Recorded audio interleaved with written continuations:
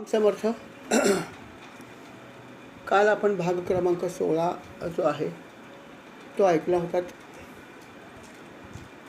ज्यामध्ये आपण बघितलं होतं की भगवंताने अनेक अवतार धारण केले आणि त्या सर्व अवतारांची माहिती थोडीशी संक्षेपामध्येच काल आपण पाहिली होती. आणि ते सगळे अवतार जे आहेत अर्थात पुढे विस्ताराने येणारच आहेत आणि ते विस्ताराने येतीलच, परंतु तरी पण त्यांनी असं केलं आहे की थोडंसं संक्षेपाने पण त्यांनी एकदा परत सांगितलेलं. आणि त्याच्यामध्ये सगळेच अवतार जे आहेत त्याचा काल उल्लेख आपण बघितला होता की कधी कुठले अवतार धारण केले, वराह अवतार कधी केला, नृसिंह अवतार कधी केला, काय कधी केला, हे आपण काल सविस्तर बघितलेलं आहे बऱ्यापैकी. त्याच्यामध्ये काही अवतार जे आहेत, जसं आपल्याला माहीत आहे की काही अवतार जे आहेत ते कला अवतार आहेत की ज्याच्यात त्यांनी भगवंतांनी कुठल्याही दुर्जनांचा नाश वगैरे न करता उपदेश केलेला आहे. जसा हंसाचा अवतार आहे किंवा कपिल मुनींचा अवतार आहे, ज्यात त्यांनी आपल्या मातेला उपदेश केलेला अतिशय सुंदर असा उपदेश आहे तो सुद्धा. असे काही अवतार होऊन गेले. सनकादिक ऋषींचा अवतारसुद्धा आहे. हाही अवतार जो आहे तो अर्थात त्यांनी अनेक ऋषींना मार्गदर्शन केलेलं आहे. धन्वंतरीचा अवतारसुद्धा अशा प्रकारचाच थोडासा आहे, ज्यात त्यांनी अमृत कलश त्यांनी आणला होता आणि अर्थात अनेक प्रकारची औषधी त्याच्याकडे होती. असे बरेचसे अवतार जे आहेत ते अर्थात कलावतार होते आणि काही अवतार मात्र अर्थात दुर्जनांचा नाश करणं हा हेतू ठेवून त्यांनी धारण केले होते. त्यामध्ये अर्थात परशुराम होते, वराह अवतार होता, अनेक अवतार झाले त्याचे अशा प्रकारचे पण. आणि त्यातले प्रमुख जे अवतार होते त्याच्यामध्ये अर्थात भगवान श्रीरामांचा एक अवतार होता आणि मर्यादा पुरुषोत्तम म्हणजे कोणता, भगवान श्रीराम. श्रीरामाला मर्यादा पुरुषोत्तम ही पदवी प्राप्त आहे आणि म्हणूनच आपण म्हणतो की बाबा राज्य असावं तर रामासारखं, राम राज्य आहे असं आपण म्हणतो. की आदर्श राजा कसा असावा याचं उदाहरण होतं आणि असा हा राम अवतार होता. आणि त्याच्यानंतर अर्थात पुढचा जो अवतार झाला तो कृष्णाचा अवतार झाला. आणि अर्थात सर्वच युगामध्ये कशा प्रकारचं वर्तन आपण करावं कुठल्या व्यक्तीने या संदर्भात अतिशय सुंदर असा उपदेश भगवंतांनी केला. आणि अर्थात त्याच्या जोडीला पृथ्वीचा भारसुद्धा भगवंताने हलका केला, हेही त्यांनी गोष्ट केलेली आहे. आणि हा खूप महत्त्वाचा अवतार मानला जातो. आणि अर्थात भागवत कथा जी आहे ती प्रामुख्याने भगवंताच्या याच अवतारावरती जास्त फोकस केलेली आहे किंवा जास्त तिच्यावर त्यांनी दृष्टिक्षेप टाकलेला आहे. अशा प्रकारे सगळे अवतार जे आहेत ते एकामागे एक सगळे झालेले आहेत आणि त्या प्रत्येक अवताराचं काहीतरी वैशिष्ट्य होतं आणि ते वैशिष्ट्य आहे ते लक्षात ठेवायला पाहिजे. त्यात जो उपदेश त्यांनी प्रत्येक अवतारामध्ये केला तो लक्षात आपल्याला ठेवायचा आहे. लीला तर आपण ऐकायच्याच आहेत, त्या ऐकण्यामुळे सुद्धा आपल्याला खूप काही मिळतं की आपलं चित्त जे अशुद्ध झालं असेल तर ते शुद्ध होतं. त्यामुळे त्या प्रत्येक अवतारामध्ये त्यांनी जेवढ्या लीला केल्या आहेत त्या लीला पण आपण विस्ताराने ऐकायच्या आहेत. महाराजांच्या कृपेने तो आपण ऐकूच पुढे सुद्धा. तर अशा प्रकारे भागवतामुळे त्यांनी मागच्या काही भागामध्ये हे सगळं सांगितलं की किती अवतार झाले, कसे कसे झाले, हे त्यांनी थोडंसं संक्षेपाने वर्णन केलं होतं. आणि हे सगळं सुरू असतानाच किंवा हे चालू असताना मध्ये मध्ये अर्थात परीक्षित राजा जो आहे प्रश्न विचारायचा मध्ये मध्ये. कोणाच तरी माईक चालू होतं, एक मिनिट. हॅलो, एक मिनिट. हां, आता बंद झालं माईक. ओके, मग अशी माईक चालू होतं कोणाचं. ठीक आहे, श्रीराम. तर अशा प्रकारे एकामागे एक सगळे अवतार झाले आणि त्या सर्व अवतारांमध्ये अर्थात भगवंतांनी वेगवेगळा उद्देश ठेवून ते अवतार घेतले होते. आणि अशा सगळ्या अवताराची माहिती मागच्या अध्यायामध्ये आपण पाहिली होती.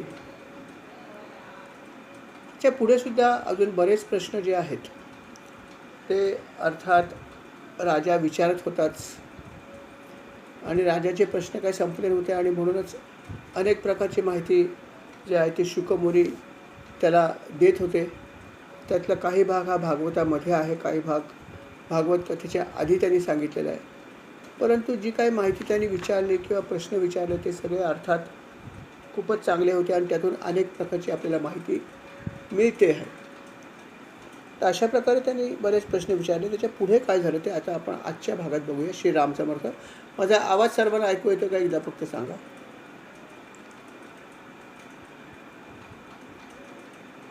ओके. श्रीराम.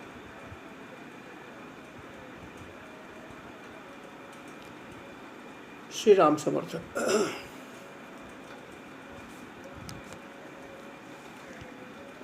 शुकमुनीने पुढे माहिती द्यायला सुरुवात केली.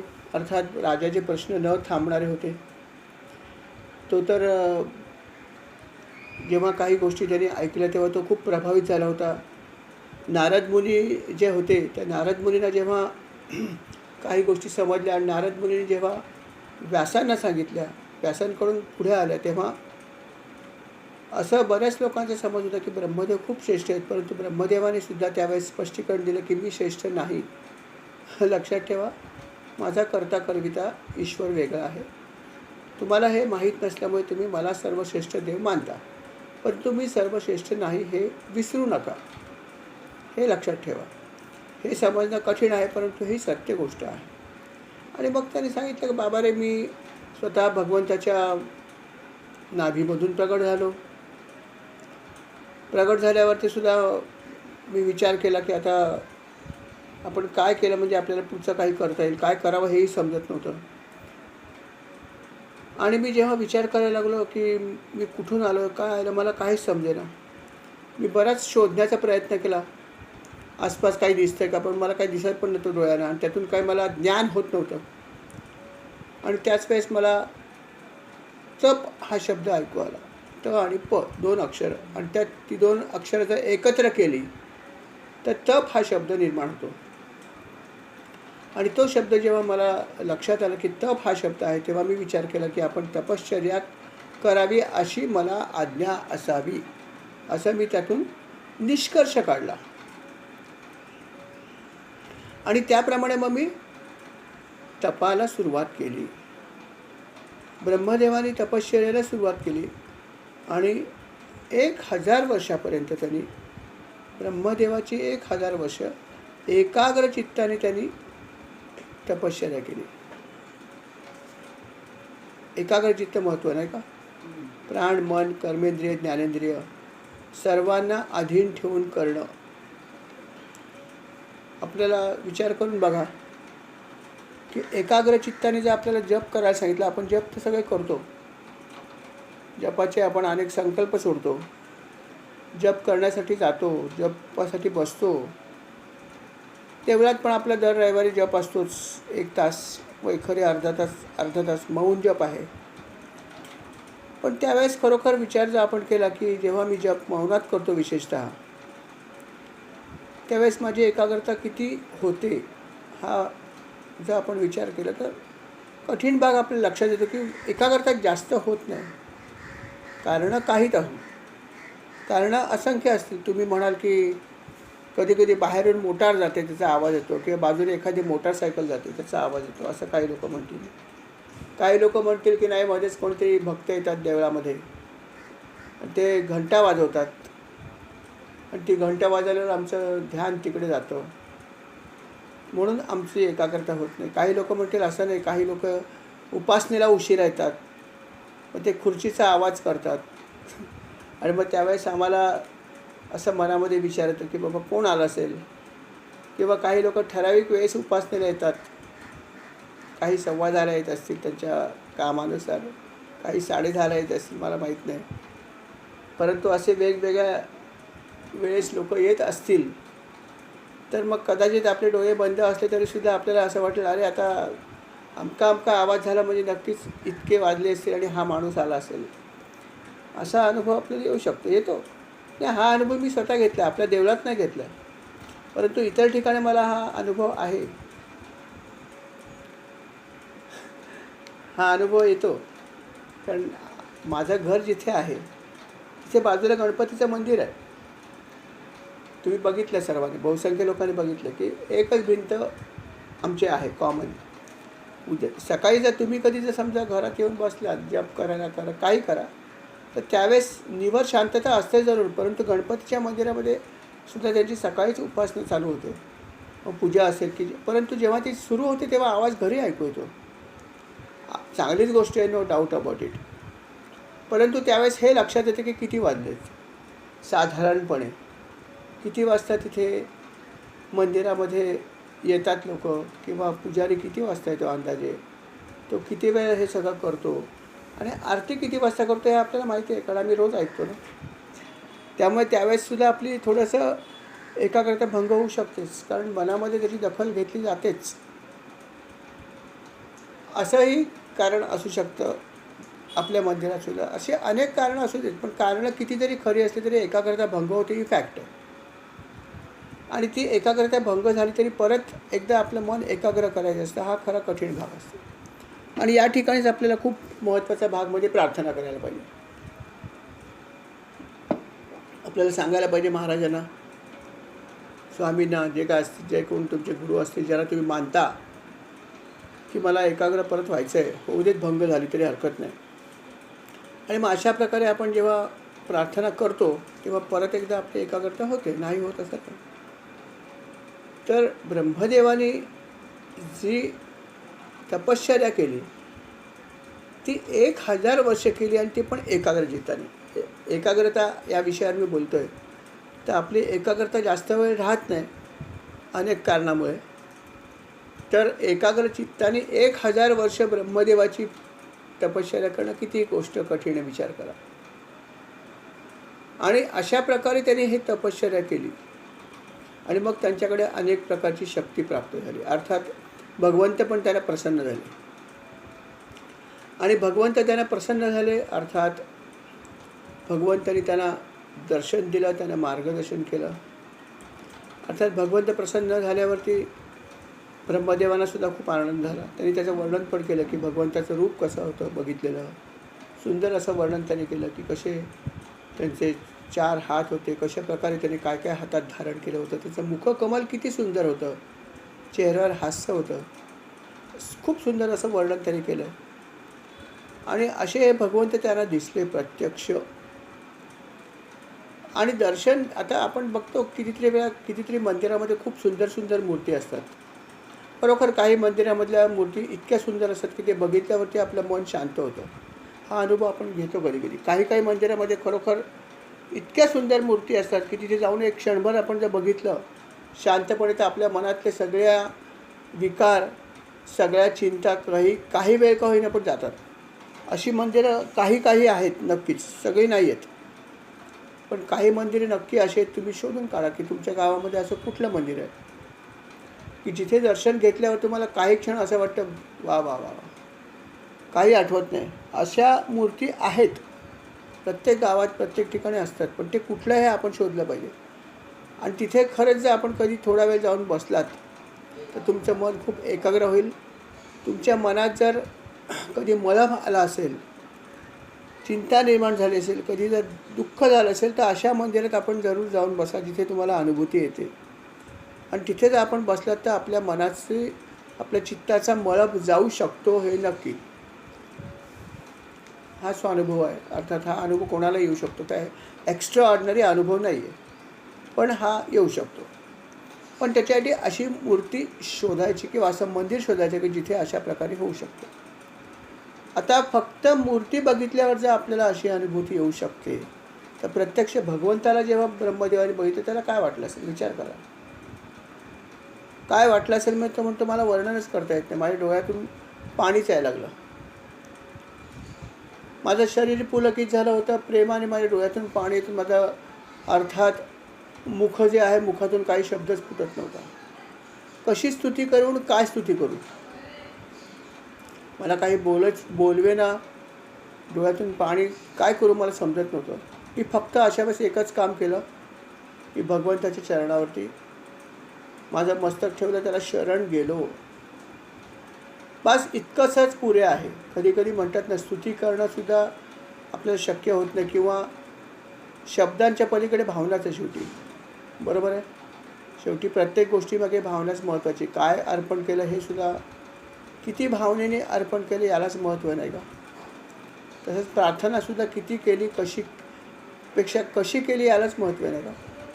आणि जेव्हा तुमची भावना खूप जास्त उद्दीपित होते, त्यावेळेस तुम्हाला प्रार्थना पण करायची गरज नाही. केवळ तुम्ही त्याच्या समोर उभे राहा, त्याच्या चरणावर आपलं मस्तक फक्त ठेवून द्या. बघा काय करायची गरज आहे. अनन्य भावाने शरण द्या त्याला. एवढं केलं ते पुरुष. आणि या ठिकाणी ब्रह्मदेवाची हीच अवस्था झाली की ब्रह्मदेवाला स्वतःला डोळ्यातून पाणी येत होतं, त्यामुळे रूप पण त्याला नीट बघायला होत नव्हतं. बोलणं शक्य नव्हतं, कारण कंठ दाटलेला होता. सर्वांगाला कंप सुटला होता, सूक्ष्म असा. काय करावं त्याला समजत नव्हतं. तो म्हणत होता की मला भगवंत दिसले आणि मला काही करता येत नाही. आणि मग त्याने एकच काम केलं, जे आपण करायला पाहिजे, की भगवंताच्या चरणावर त्याने आपलं मस्तक ठेवलं. बास. आणि तेच बरोबर होतं. भगवंत अतिशय प्रसन्न झाले. त्यांनी ब्रह्मदेवाला उठवलं, त्याचा हात आपल्या हातात घेतला आणि म्हणाले, मी तुझ्यावर प्रसन्न आहे. ब्रह्मदेवा, तुझ्याकडे असं तर ज्ञान भरपूर आहेच आहे, असं काही सांगायची मी गरज नाही खास. सगळ्या वेदांचं ज्ञान तुझ्याकडे आहे. तू तपश्चर्या पण खूप केली आहेस. आता चिरकाल केलीस, 1000 वर्ष तपस्या केली आहे. आणि त्यामुळे मुख्य म्हणजे तपश्चर्या करताना आणखीन एक महत्त्वाचा भाग केला होतास. तो काय केला होतास? एकाग्रचित्ताने केली हे तर आहेच, पण दुसरा महत्त्वाचा भाग काय होता? त्या मनामध्ये तू कुठलीही विषय वासना ठेवून नव्हती केलीस. हा एक खूप महत्त्वाचा भाग आहे. कारण भगवंत असं म्हणतात की मनात प्रापंचिक बुद्धी ठेवून तुम्ही जर साधन केलं, मग ते योग साधना करा, अजून नामसाधना करा, कुठलीही साधना करा, ही जर अशा प्रकारे आपण जर साधना केली तर त्याच्याने मी कधीही प्रसन्न होत नाही. हे भगवंतानी ब्रह्मदेवाला सांगितलं. किती महत्त्वाचा भाग सांगितला बघा. की बरेचसे भक्त नकळतपणे, कळतपणे नाही, कळतपणे तर करणारे भरपूर लोक असतातच. बरोबर आहे की बाबा माझं अमकं होऊ दे, मी भगवंता तुझी प्रार्थना करीन, करतातच. ते ठीकच आहे, मी म्हणतो परवडलं. परंतु माहीत असतानासुद्धा मनामध्ये अनेक इच्छा, आकांक्षा सूक्ष्मपणे असतात आणि त्या येत असतात प्रार्थना करत असताना. अरे माझ्या मुलीचं अमकं आहे, काय होईल काय माहिती, म्हणजे आणि इकडे प्रार्थना चालू आहे. त्यामुळे ते नाही म्हणलं तर तिकडे ते डायव्हर्ट होतंच तुमचं थोडंफार. त्यामुळे प्रापंचिक बुद्धी प्रार्थना करत असताना आधीमध्ये येते.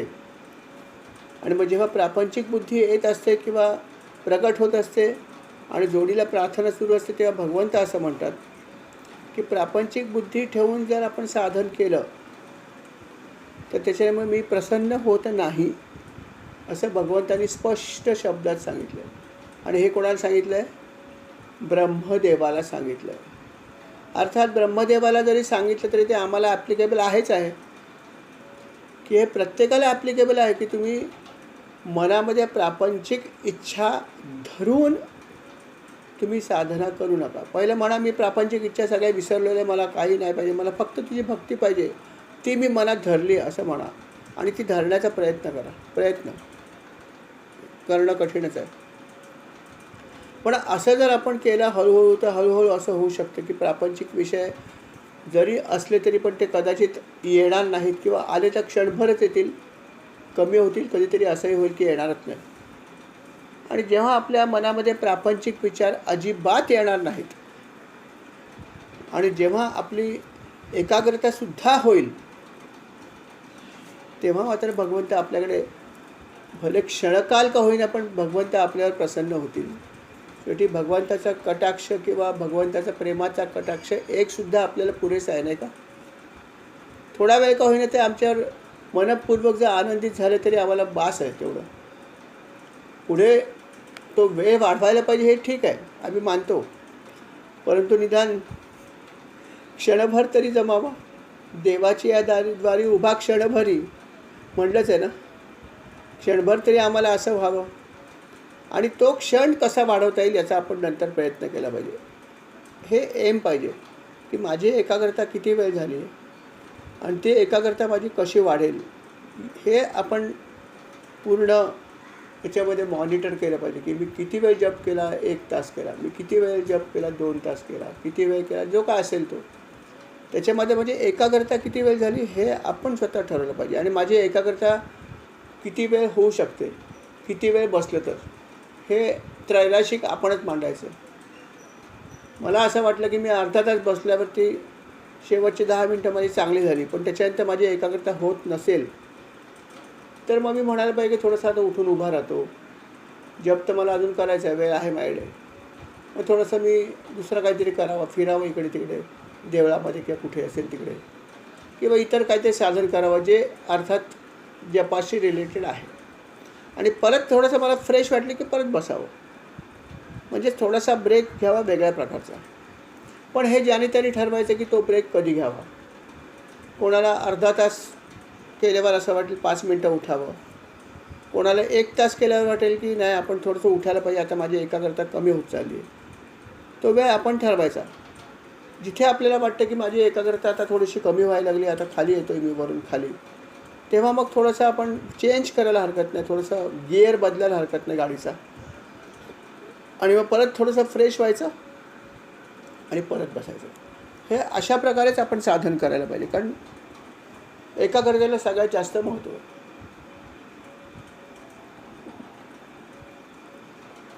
पण हे करत असताना कोणी कोणाशी कंपॅरिझन करू नका.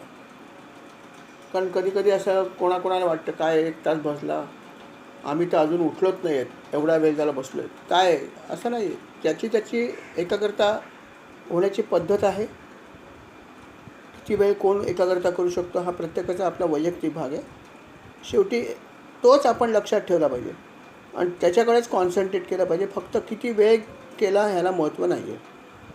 प्रयत्न जास्तीत जास्त वेळ करा हे नक्की आहे, तो प्रश्न नाही आहे. आणि भगवंत म्हणाले की मी तुझ्यावर खूप आनंदित काय. कारण काय की तू जे काही केलंस ते प्रापंचिक बुद्धी किंवा विषय न ठेवता माझं साधन केलंस आणि म्हणून मी तुझ्यावर प्रसन्न आहे. अन्यथा मी प्रसन्न होत नाही. आणि तुझी काय इच्छा असेल तो वर माग. तू म्हणशील ते मी द्यायला तयार आहे. त्याला खात्री होती भगवंताला की हा काय वेगळं वाकडं मागणार नाही. असुर असते तर भगवंत म्हणाले नसते काय हवं ते माग. त्याला माहिती आहे काय मागणार आहे. पहिला मागणार हेच, मला अमर बनवा. प्रत्येक दैत्याची हीच मागणी होती, मला अमर बनव. आणि म्हणून सहसा भगवंत त्याला प्रसन्न व्हायचे नाही. आणि म्हणून भगवंताच्या कधी नादी असुर सहसा लागले नाही. क्वचित फार असुर कमी असतील की जे भगवंताची प्रार्थना करायचे. सगळे शंकराचे भक्त अर्थात. तर अशा प्रकारे भगवंत म्हणाले मी तुझ्यावर प्रसन्न आहे. तुला काय हवा तो वर मला माग. कारण मला आवडणारी सर्वात जी गोष्टी ती तू केलीस ते म्हणजे तप केलंस. हे मला सर्वात जास्त आवडतं आणि ते तू केलंस. आणि म्हणून तुला मी हवं ते द्यायला तयार आहे असं भगवंतांनी ब्रह्मदेवाला सांगितलं. अर्थात ब्रह्मदेवाची काय इच्छा होती तर त्याला फक्त पृथ्वीचं निर्माणच करायचं होतं, बाकी त्याला काही करायचं नव्हतं. त्यामुळे भगवंताला ब्रह्मदेव असं म्हणाले की भगवंता मी आपल्याला काय सांगू. आपण त्या अंतर्ज्ञानी आहात. आपल्यापासून काय लपलं आहे. माझ्या मनातल्या इच्छा आकांक्षा ज्या काय असतील ते तुम्हाला माहीतच आहेत. तरी पण मी काही गोष्टी व्यक्त करू इच्छितो. पण आपण मला मुखाने सांगितलं की माग काय हवं ते. तेव्हा माझी आपल्याकडे अशी विनंती आहे की आपण जी मला आज्ञा केली आहे सृष्टीचं निर्माण करायची ते मी आता करू इच्छितो आपल्या आज्ञेप्रमाणे. सृष्टीचं निर्माण करणं खूप कठीण आहे हे नक्कीच माहिती आहे मला. आणि तेच करण्यासाठी मी हे सगळं केलं आहे आणि आपल्या आशीर्वादाने ते होणार हे नक्की आहे. परंतु एक गोष्ट आपण माझ्यासाठी करा, की सृष्टीची निर्मिती जेव्हा मी करेन किंवा रचना ज्यावेळेस करेन, त्यावेळेस कर्तेपणाचा अभिमान मला होणार नाही, असा वर पाहिजे. किती महत्त्वाचा वर मागितला बघा. ब्रह्मदेवाचा खरंच मानला पाहिजे नाही का, की सेवा माझ्याकडून तुम्ही करून घ्याच. तुमची सेवा ही मला करायची आहे म्हणूनच तुम्ही तपश्चर्या केली, की ती सेवा करण्याची माझी क्षमता नाही. ती क्षमता तुम्हीच मला देणार आहात किंवा द्याल आता. पण ती क्षमता जरी तुम्ही मला दिलीत, तरी पण ती सेवा जी काही आहे ही करताना मला कर्तेपणाचा अभिमान येता कामा नये. कारण असं होणारच आहे की मी सृष्टीचं निर्माण करतो हे जीवांना समजणारच आहे. आणि त्यामुळे सगळे जीव हेच म्हणणार की ब्रह्मदेवा किती छान सृष्टी तुम्ही निर्माण केली आहे. आणि आपण असं मानतोच की ब्रह्मदेवाने सृष्टी निर्माण केली आहे. भगवान विष्णू त्याचं पालन करता आहेत आणि सृष्टीचा विध्वंस जो आहे तर अर्थात भगवान शिव हे वेळेवरती करतीलच. असे 3 देव आपण मानतोच. आणि म्हणूनच ते म्हणतात की मी करणार आहे, आपल्या आशीर्वादानेच करणार आहे, पण मला ह्याचा कर्तेपणाचा अभिमान होता कामा नये. कारण मी हे सगळ्यांना सांगू शकणार नाही की तुम्हीच केली, ॲक्च्युली मला काहीच येत नव्हतं. आणि त्यामुळे मला कर्तेपणाचा अभिमान व्हायची भीती वाटते सारखी. पहिला मला वर हा द्या की मला याचा अभिमान होणार नाही. हा त्यांनी वर पहिला मागितला. बघा काय ब्रह्मदेवाने मस्त वर मागितलं. शेवटी ब्रह्मदेव नाही का, आणि असा वर मागितला ब्रह्मदेवाला आणि म्हणाले बाकी जी काही तुझी आज्ञा आहे भगवंता, त्या आज्ञेप्रमाणे मी सगळं करण्याचा प्रयत्न करणार आहे. तेव्हा भगवंताला खूपच आनंद झाला. म्हणाले किती सुंदर वर मागितलंस, किती सुंदर वर मागितलंस तू. ठीक आहे म्हणे, तो वर मी तुला नक्की देईन, काहीच प्रश्न नाही आहे.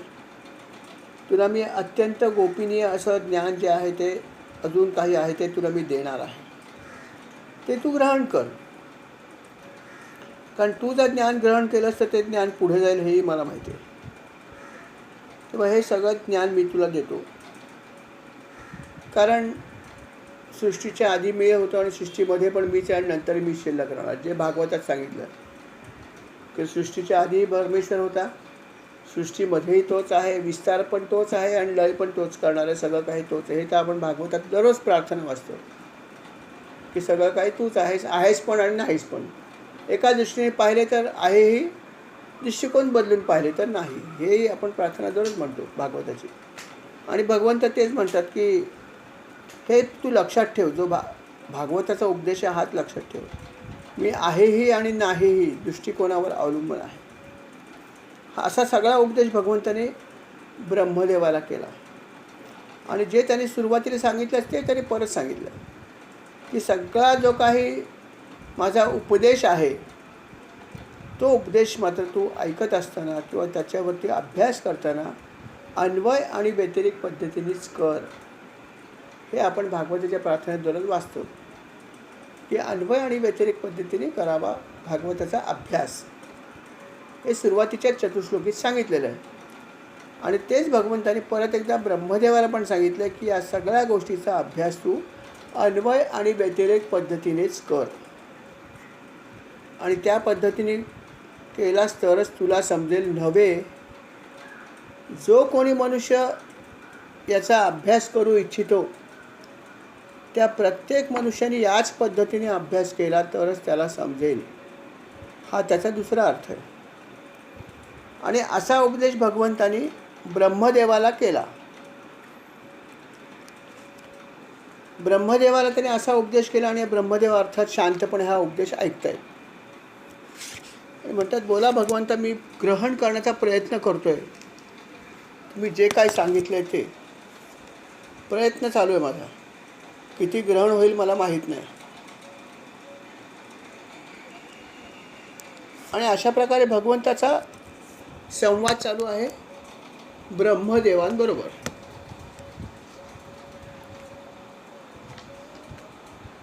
सगळा उपदेश त्याने ऐकला. भगवंताने जे काय सांगितलं ते ऐकलं आणि मग सगळं त्याने ते धारण केलं. आणि जेव्हा त्यांनी धारण केलं त्याच्यानंतर भगवंताने अर्थात अंतर्धान भगवंत पावले त्या ठिकाणी. इतक्या वेळ त्याने आपलं सगुण साकार रूप जे आहे ते ब्रह्मदेवाला दाखवलं. पण सगळा उपदेश पूर्ण झाल्यावरती भगवंतानी अर्थात जे आहे ते अदृश्य झाले, आपलं रूप त्यांनी अंतर्धान केलं. ब्रह्मदेवाने परत एकदा नमस्कार केला, म्हणा महाराज तुम्ही जे काय सांगितलं मी ते धारण केलेलं आहे, पण तरीसुद्धा परत एकदा प्रार्थना आहे की ते असंच राहावं, कुठल्याही गोष्टीमुळे तो धारणा माझी जाऊ नये, अशी परत एकदा प्रार्थना केली. आणि नंतर मग जेव्हा ते निघाले त्यावेळेस त्यांची भेट झाली कोणाशी, तर नारद मुनीशी भेट झाली. आणि नारद मुनी जे आहेत त्यावेळेस पहिले भेटले ब्रह्मदेवाला. आणि नारद मुनीने त्यावेळेस अर्थात ब्रह्मदेवाची खूप सेवा केली, खूपच. आणि त्यांनी सेवा केल्यानंतर अर्थात ब्रह्मदेव खूप त्याच्यावर प्रसन्न झाले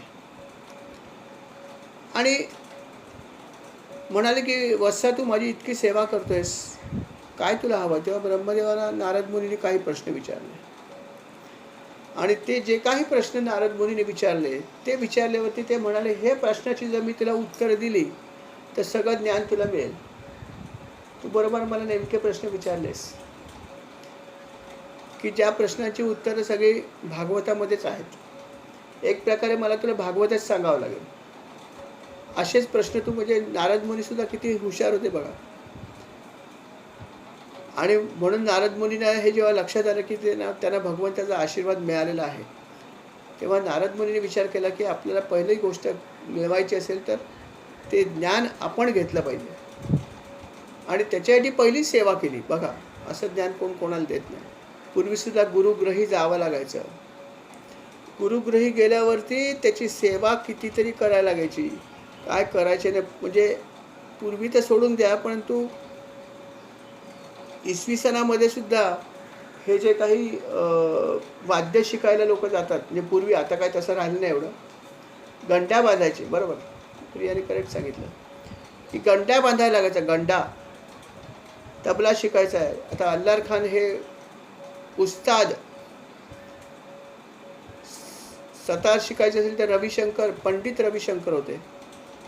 असे वेगवेगळे लोक होते आणि त्यांचा गंडा त्यांनी बांधणं ही फार मोठी गोष्ट होती. कोणाला बांधायचं आहे असं किती फी दिली ते असे लोक फी बघून कोणाला शिष्य बनवायचे नाही. हा आता हल्लीचा भाग झाला की कोचिंग क्लासमध्ये जाऊ शकता, तुमचा चॉईस असतो, AC क्लास पाहिजे का काय पाहिजे वगैरे वगैरे. मग त्याची फीस किती आहे हे सगळं तो सांगतो आणि आपल्याला परवडली तर आपण ते ॲडमिशन घेतो त्या क्लासमध्ये. पण पूर्वी असं नव्हतं आणि हल्लीच्या काळामध्ये सुद्धा असं नव्हतं की अल्लार खान होते किंवा त्यांचा मुलगा होता, काय त्याचं नाव, झाकीर हुसेन, आत्ताच निधन झालं मला वाटतं त्यांचं. झाकीर हुसेन होते. त्यांनी सांगितलं की आमचे अब्बाजान होते, स्वतः वडील आमचे गुरु होते, पण त्यांनासुद्धा खूप प्रकारचे त्यांनी काही गोष्टी करायला लावल्या. आणि पूर्वी असं होतंच की त्या शिष्याला गुरूंची मर्जी राखावी लागायची, त्याची सगळी कामं घरातली करायची, सगळं काय करायचं आणि मग ते शिकायचे. आणि मग त्या गुरूंना वाटलं की हा लायक आहे तर त्याला ते खऱ्या अर्थाने विद्या द्यायची. अशीच गुरुकुल सिस्टीम भारतामध्ये पहिल्यापासून होती. आणि अशातून मग तो सगळं ज्ञान मिळवायचा. या ठिकाणी जेव्हा ब्रह्मदेव आले भगवंताला भेटून, तेव्हा नारद मुनींना माहीत होतं की मला जर ज्ञान मिळवायचं असेल तर मला सेवाच करायला पाहिजे. गुरूंची सेवा केल्याशिवाय गुरु ज्ञान देतात नाहीत. आणि गुरु परंपरेमध्ये हे सुद्धा आपण अनेक कथा वाचल्याच आहेत की कोणाचे गुरु कोण होते आणि त्या गुरूंकडे गेल्यावरती त्यांना कशा प्रकारचे कष्ट घ्यावे लागले. अनेक कथा आहेत, इव्हन आत्ताच्या युगात पण आहेत. थक्क होतील अशा कथा आहेत. महाराजांची तर आपल्याला माहितीच आहे, परंतु महाराजांचे शिष्य जे आहेत ना त्यांच्या पण कथा तुम्ही कधीतरी ऐका की त्यांनासुद्धा अनुग्रह घेण्यापूर्वी महाराजांनी त्यांची किती परीक्षा बघितली. बापरे, कठीण. म्हणजे खरंच ऐकून मी पण चकित झालो की त्यांच्या कथा मी काही वाचल्या ना, महाराजांच्या शिष्याच्या. महाराजांचे तर काय ते तर म्हणजे खूपच मोठे संत आहेत, मी म्हणेन महाराज तर अवतारच आहेत. परंतु महाराजांचे जे इतर शिष्य होऊन गेले त्यांना सुद्धा अनुग्रह देताना महाराजांनी काही लोकांची अशी परीक्षा घेतली आहे, अशी साधना त्यांना करायला सांगितली की ती करावी कशी ऐकल्यावर. अशी साधना सांगितली आणि अशी साधना त्यांनी केली आहे. त्याचं चरित्र काय काय लोकांचे वाचा आपण, खरंच खूपच सुंदर आहेत. मग आपल्या लक्षात येईल की आपण किती सुदैवी आहोत की आपण काहीच नाही आपल्या गुरूंची सेवा केली. काहीच विशेष न करता आपल्याला अनुग्रह मिळालेला आहे. किती आपण नशीबवान आहोत. अर्थात आपल्याला मिळालं आहे, परंतु साधन आपण केलं पाहिजे. ज्या ठिकाणी नारदाने सुद्धा काय केलं असेल तर पहिली त्यांनी ब्रह्मदेवाची भेट घेतली आणि त्यांची सेवा खूप केली, मनपूर्वक सेवा केली आणि सेवेने ते अर्थात संतुष्ट झाले. आणि मग म्हणाले तुला काय पाहिजे. तेव्हा जे प्रश्न विचारले त्या प्रश्नाची सगळी उत्तरं त्याने दिली आणि त्याच प्रश्नामधून त्यांना संपूर्ण भागवताचं ज्ञान झालं. आणि अशा प्रकारे हे ज्ञान जे आहे ते भागवताचं ज्ञान नारद मुनींकडे आलं. आणि यथावकाश हे ज्ञान जे आहे हे व्यासमुनींना, जेव्हा व्यासमुनी सरस्वती नदीच्या तीरावर बसले होते आणि ध्यान करत होते परमेश्वराचं, त्यावेळेस नारद मुनी तिथे आले. आणि अर्थात ध्यान करण्याचं कारणही आपण अगोदरच बघितलेलं, सुरुवातीलाच आलं की त्यांना समाधान मिळत नव्हतं आपण केलेल्या सगळ्या सेवेतून आणि म्हणून ते ध्यानस्थ बसले होते. त्यावेळेस त्यांना नारद मुनी भेटले आणि हे सगळं ज्ञान किंवा चतुश्लोकी जी आहे ती नारद मुनींनी व्यासमुनींना सांगितली नव्हे, भागवत कथाच सांगितली चतुश्लोकीतील, थोडक्यात, अर्थात खूप थोडक्यात. पण ते खूप महान ऋषी आहेत व्यासमुनी, त्यामुळे त्यांनी त्या चतुश्लोकीपासून 18,000 श्लोक तयार केले आणि भागवत ग्रंथ तयार केला. आणि अशा प्रकारे नारदांनी त्यांना मिळालेलं ज्ञान जे आहे ते पुढे कॅरी फॉरवर्ड केलं, आपल्या भाषेत पुढे नेलं आणि व्यासमुनींना ते मिळालं. आणि अर्थात ते ज्ञान अर्थात पुढे पुढे जात राहिलं, सरकत सरकत पुढे जात राहिलं. अर्थात पुढचा नंबर कोणाचा होता. ते पुढचा नंबर अर्थात व्यासमुनींनंतर शुकमुनींचाच होता, कारण ते ज्ञानानंतर तिकडे आलं. अशा प्रकारे या भागवत कथेचा तर समजा पुढे पुढे विस्तार झाला. अजूनही काहीतरी माहिती दिली की नारायण हे जे नाव पडलंय परमेश्वराचं ते का पडलं, अशी पण एक थोडीशी माहिती त्यांनी दिली होती. त्यात त्यांनी असं पण म्हटलं की पाण्यामध्ये विराट पुरुष राहत होता बरेच दिवस आणि पाण्याचं नाव नार असं पडल्यामुळे, तिथे राहिल्यामुळे त्यांना तिथे राहणारा म्हणून नारायण असं नाव पण पडलं, अशी पण माहिती त्यांनी भागवतामध्ये दिली. अर्थात ते स्वरूप विराट पुरुषाचं होतं. अशा प्रकारे वेगवेगळ्या गोष्टी घडत गेल्या, पण मूळ पुरुष हा विराट पुरुष आहे हे लक्षात ठेवा. तिथून सगळ्या गोष्टी निर्माण झालेल्या आहेत. त्याला ज्या ज्या गोष्टी विराट पुरुषामध्ये, जेव्हा भगवंताला असं वाटलं पण एकाचं अनेक व्हावं, तेव्हा अंड बनलं, विराट पुरुष बनला. विराट पुरुषापासून अनेक गोष्टी तयार झाल्या. विराट पुरुषाला जशी जशी इच्छा झाली तशी तशी त्याला अवयव प्रगट झाले, अंड्यातून निर्माण झाला. कारण तो खायची इच्छा झाल्यावर ते मुख निर्माण झालं,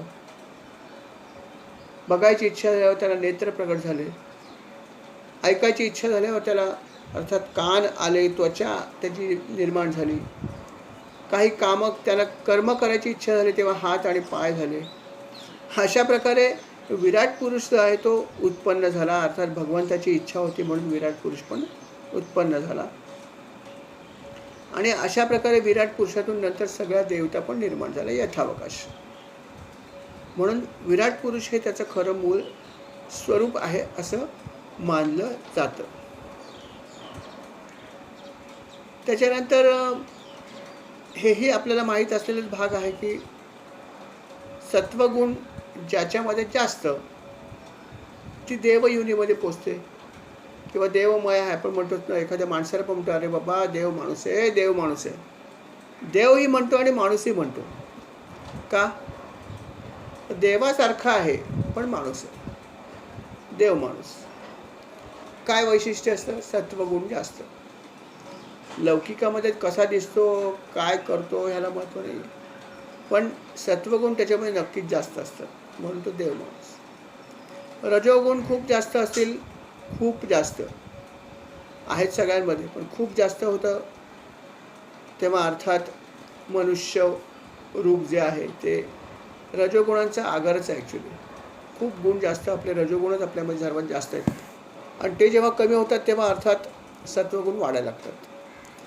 आणि अर्थात तमोगुण पण आपल्याकडे आहेतच. त्याच्यामध्ये वृद्धी होता कामा नये याच्याकडे आपण लक्ष दिलं पाहिजे. ते कमी कसे होतील याचा आपण प्रयत्न केला पाहिजे. माझ्यात तमोगुण किती आहेत, काय आहेत हे मी शोधलं पाहिजे. रजोगुण तर भरपूर आहेतच. सत्वगुण पण आहेत, पण ते कमी आहेत नक्कीच. ते वाढवायचे कसे हे आपण बघितलं पाहिजे. आणि अशा प्रकारे जर केलं तर मग हळूहळू आपले सत्वगुण वाढतील आणि आपण देवयोनीकडे आपली वाटचाल होईल. देवत्व येईल मनुष्य योनीत सुद्धा. आणि अर्थात तमोगुण जास्त असतील तर काय प्रश्न आला. आपण म्हणतोच काय माणूस आहे हा. माणूस कसं म्हणावं याला, पशुसारखा वागतोय असं आपण म्हणतो नाही का. काय माणूस आहे हा, हिंस्त्र पशुसारखा काय वागतोय हा. मनुष्य आहे का प्राणी आहे, कोण आहे हा. कारण बाकी योनीमध्ये अर्थात तमोगुण जास्त आहेत आणि म्हणून ह्या सर्व ज्या योनी आहेत ह्या तमोगुण युक्त किंवा तमोगुण जास्त असले. युक्त म्हणणं चुकीचं होईल, युक्त आपण पण आहोत, पण जास्त गुण जे आहेत ते तमोगुण त्या इतर योनीमध्ये आहेत आणि म्हणून ती योनी खालची योनी आहे. आणि म्हणून आपण या सगळ्या गोष्टी लक्षात ठेवून आपल्यामधले सत्वगुण वाढवण्याचा प्रयत्न केला पाहिजे. आणि अशा प्रकारे सगळा उपदेश जो आहे हा नारद मुनींनी व्यासांना केला, व्यासाने अर्थात शुकमुनीने केला आणि शुकमुनीने अर्थात पुढे राजाला केला. उपदेश हा पुढे पुढे येत गेला आणि त्यामुळेच तो आपल्याकडे पण पोचला. अशा प्रकारे खूप सुंदर असा उपदेश त्यांनी केलेला आहे.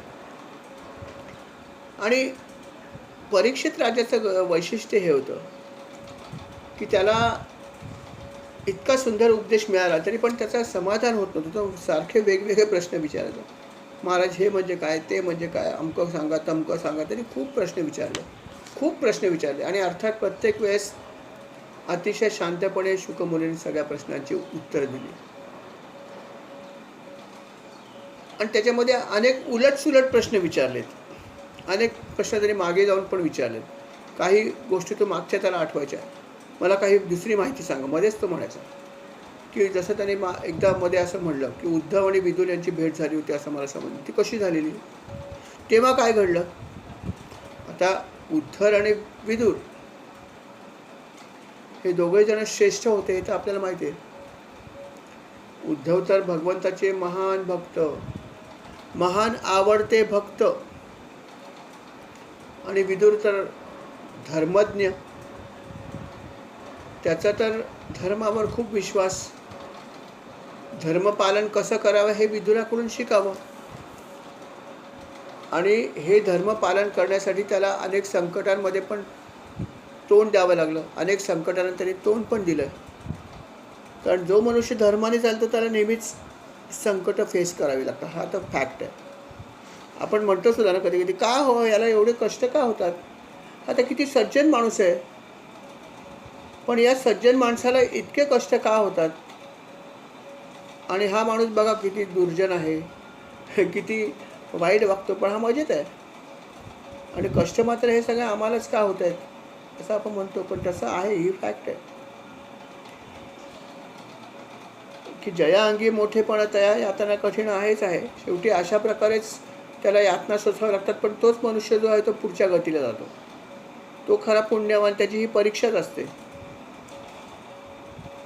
जेव्हा जेव्हा आपल्या वाईट प्रसंग येतो तेव्हा आपण म्हणतो काय माझी हे एवढं असं व्हावं, की भगवंताची एवढी भक्ती करतोय किंवा करते, मग मला हे असं का वाटेल यावं, अधूनमधून सारखं येतं. त्याला उत्तर हेच आहे की अधूनमधून जेव्हा येतं तेव्हा समजायचं की माझी परीक्षा चालू आहे. शाळेमध्ये आपल्या परीक्षा अनेक होतात की नाही. दर 3 महिन्यांनी एक परीक्षा असते, 6 महिन्याने दुसरी असते, 9 महिन्यांनी असते, वार्षिक पण असते, आठवड्याची पण असते. परीक्षा एवढ्या का घेतात. माझं ज्ञान किती आहे, काय गेन केलं आहे हे समजण्यासाठी परीक्षा घेतात. तसंच आम्ही अध्यात्म मार्गामध्ये वाटचाल करतो आहोत, नो डाऊट अबाउट इट. परंतु त्या वाटचालीमध्ये आमची प्रगती किती झाली हे समजावं. आणि म्हणून अशा परीक्षा आपल्याला घ्याव्या लागतात. आणि अशा परीक्षेत आपण हे समजायचं की माझी परीक्षा आली म्हणजे नक्कीच माझं पुढचं ज्ञान आता मला मिळणार आहे ह्याच्यानंतर, असं समजायचं. आणि शांतपणे ती परीक्षा द्यायची. आणि विदुराला तर अनेक परीक्षा द्याव्या लागल्या. तेव्हा शुकमुनी म्हणाले की विदुराला अनेक परीक्षा द्याव्या लागल्या हे मी ऐकलं. पण त्याला अशा कुठल्या मोठी त्याला परीक्षा द्यावी लागली की तुम्ही मला सांगता की विदुराला खूप परीक्षा द्यावी लागली? काय अशी परीक्षा होती की जी त्याला देणं खूप कठीण होतं पण त्याने दिली? आणि ती दिली तर मग ती कशा प्रकारे त्यांनी परीक्षा तो पुढे गेला आणि त्याला काय मिळालं? आणि उद्धवाची आणि विदुराची भेट कशी झाली हे मला सगळी माहिती आपण सांगाल का? ते म्हणाले, हो तुला नक्की सांगेन. ही तर खूप मोठी माहिती आहे की कशा प्रकारे काय घडलं, विदुराला किती प्रकारची अग्निपरीक्षा द्यावी लागली, ॲसिड टेस्ट आपल्या भाषेमध्ये कशी दिली त्यांनी, हे सगळं आहेच आहे. आणि ते मी तुला नक्की विस्ताराने सांगेन. हे उत्तर त्याने दिलं. आणि अर्थात उद्धव आणि विदुराची कशी भेट झाली किंवा विदुराला कुठली अग्निपरीक्षा द्यावी लागली किंवा कशा प्रकारची त्याची टेस्ट झाली, ही सगळी माहिती आता जी आहे ती विस्ताराने आपल्याला ऐकायची आहे, जी अर्थात आता आपण पुढल्या अध्यायामध्येच ऐकू शकतो. या ठिकाणी आपण स्वल्पविराम घेऊया. श्रीराम समर्थ. श्रीराम. श्रीराम समर्थ. या अध्यायाची सेवा महाराज मी आपल्या चरणी अर्पण करतो. स्वीकार करावा. कळत नकळत चूक झाली असेल तर क्षमा करावा. आणि ही सेवा आपण आमच्या सगळ्यांकडून स्वीकार करावी आणि अशीच सेवा आमच्या सगळ्यांकडून करून घ्यावी, ही विनंती आपल्या चरणी आहे. श्रीराम समर्थ. श्रीराम. या अध्यायासंदर्भात जर आपल्याला काही ॲडिशन करायचे असेल, काही बोलायचं असेल तर आपण जरूर बोलू शकता. श्रीराम समर्थ. श्री